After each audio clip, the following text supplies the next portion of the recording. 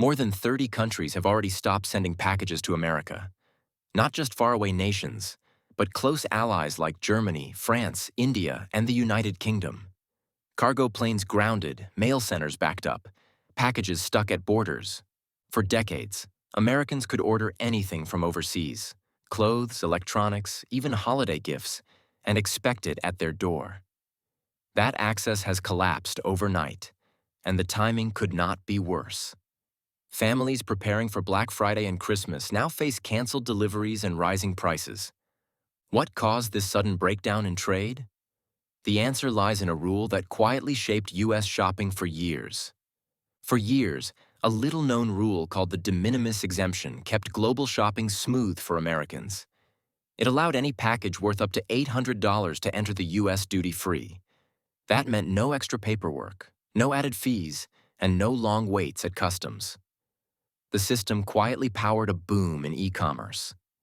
Every day, nearly 4 million packages crossed U.S. borders, from clothing and shoes to phone cases and kitchen gadgets. In 2024 alone, the value of these shipments topped $1.3 billion.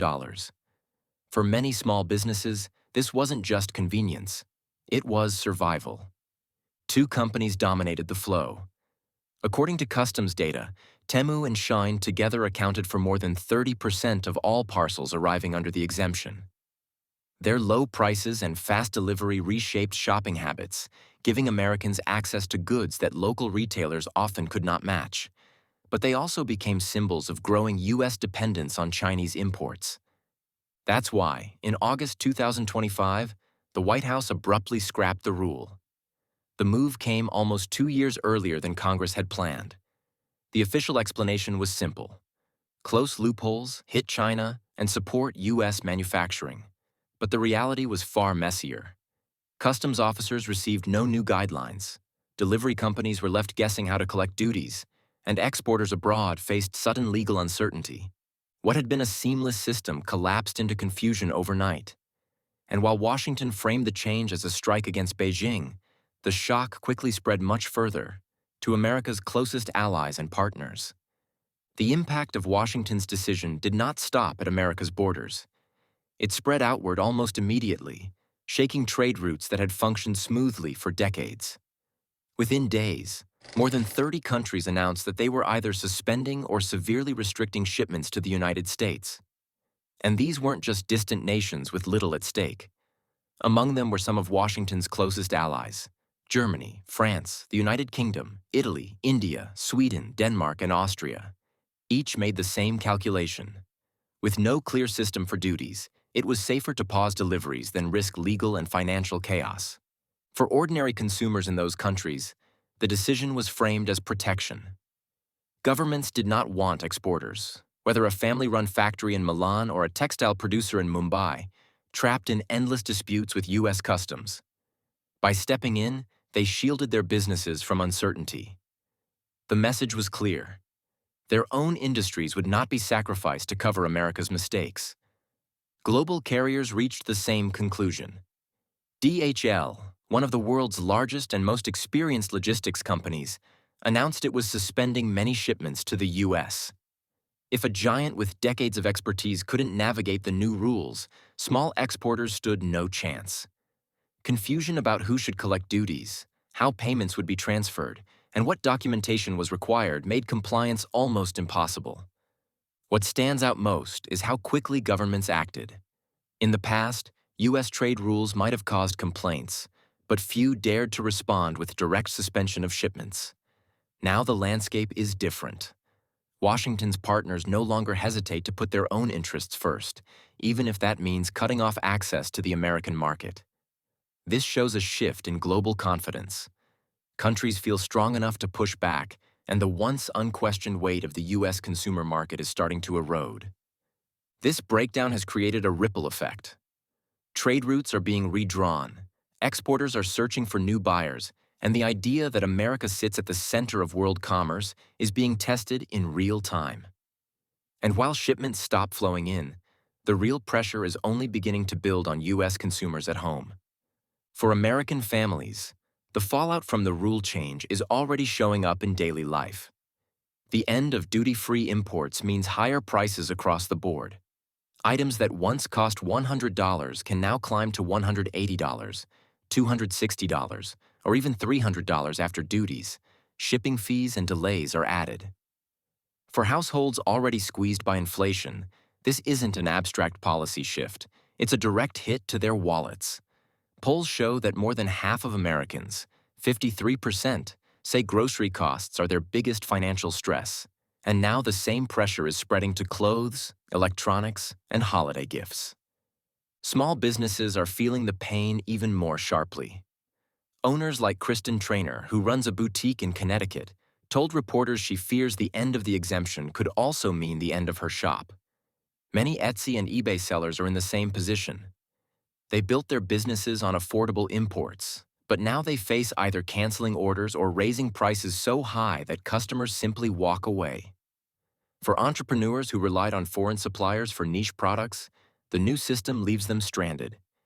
Even retail giants aren't immune.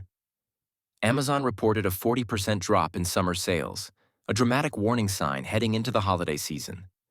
Normally, November and December account for nearly 20% of annual U.S. retail revenue, but with supply chains choked, shelves may stay half empty. If the largest online marketplace is under pressure, smaller merchants face an even steeper climb. The strain is already shifting consumer behavior. Families are cutting back, delaying purchases, and turning to second-hand markets. What was once a steady flow of affordable goods has slowed to a trickle, leaving Americans with fewer choices at higher costs.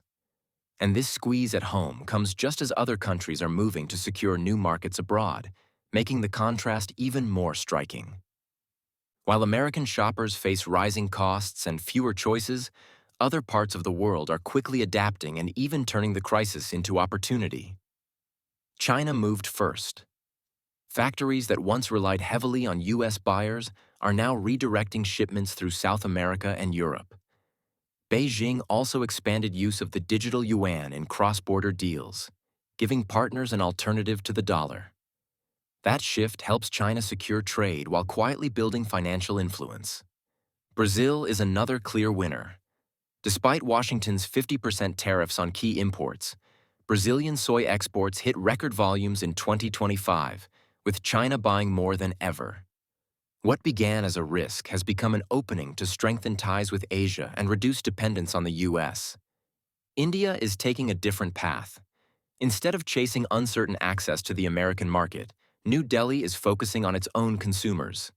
Rising incomes and government incentives are fueling domestic demand, creating stability even as U.S. trade weakens. Across Europe, leaders are reinforcing regional supply chains. New intra-EU trade agreements are cutting reliance on American buyers, and exporters are finding steady demand within the bloc. For Brussels, this is both economic insurance and a statement of independence. The wider pattern is clear.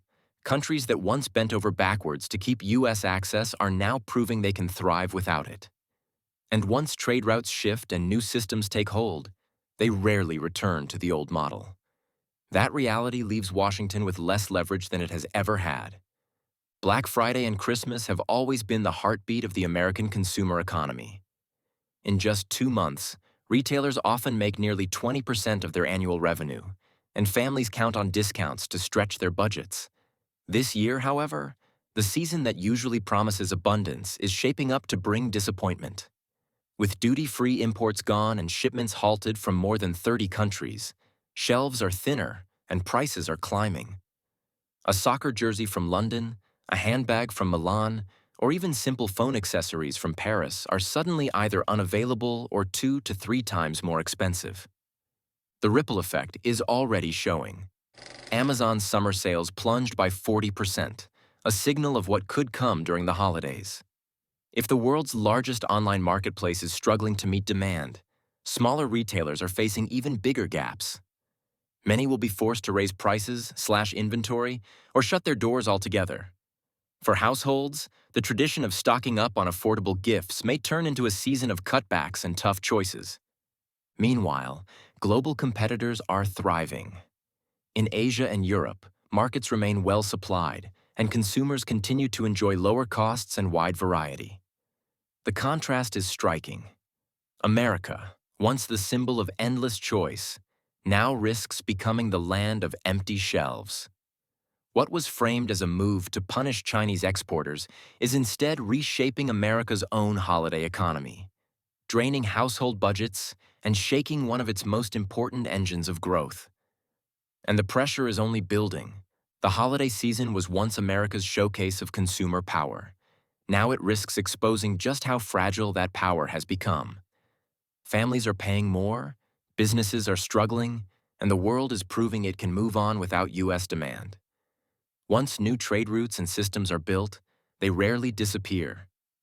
So the question is simple. If the flow of goods bypasses America today, what role will it play in tomorrow's global economy? Stay with us, subscribe, and turn on notifications, because this shift is already underway, and the consequences will shape the future far beyond one shopping season.